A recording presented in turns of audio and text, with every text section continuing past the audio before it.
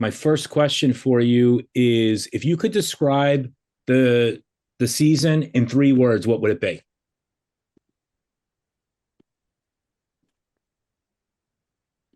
Harder, faster, stronger. That's an awesome answer. Perfect. Hi, Ian. Thank you so much for today. You're welcome. I have a question regarding Ethan's always saying that this is a quest. Has the character Jim thought about that yet? Is he buying into that yet?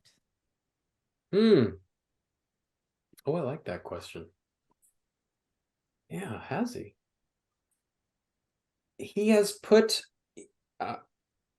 yeah, in some ways, yes, and I think it depends on what lens you look at it through the adult perspective or the child perspective, but they might be looking at it in the same way, just using different language to describe it.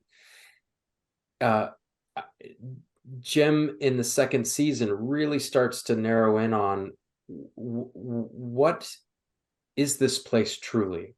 I know what people are saying it is, or what the theories they have, but there is evidence that Jim comes across that makes him feel like there's more to it. Maybe this is not a Twilight Zone fever dream, but a real place where people are experimented on.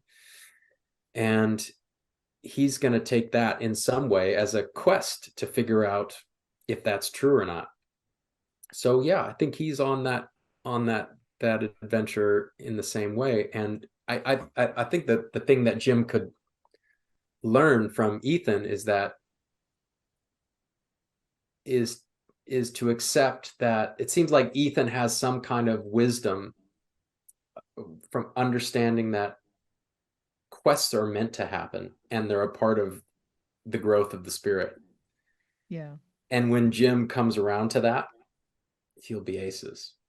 Well, because that might be the one thing that's missing, or he is experiencing the growth of the spirit and just doesn't fully realize that that's happening as it's happening. Speaking of that growth, how would you say love has evolved with the whole entire Mathews family in season 2? Because it seems like that's kind of a theme from the first episode that we saw. How does love kind of evolve through this season with them? Yeah, I think that's the show's secret weapon.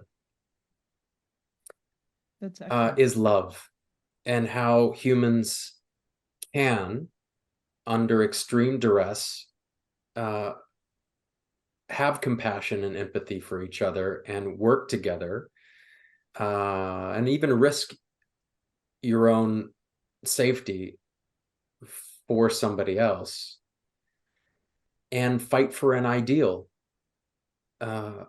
because ultimately that is what's at play: love and fear. And the fear takes the form, allegorically, of these creatures that come in human form as sirens and want nothing more than to take everything from you, because maybe that's what fear is and what it does to humans. It wants to suck you dry.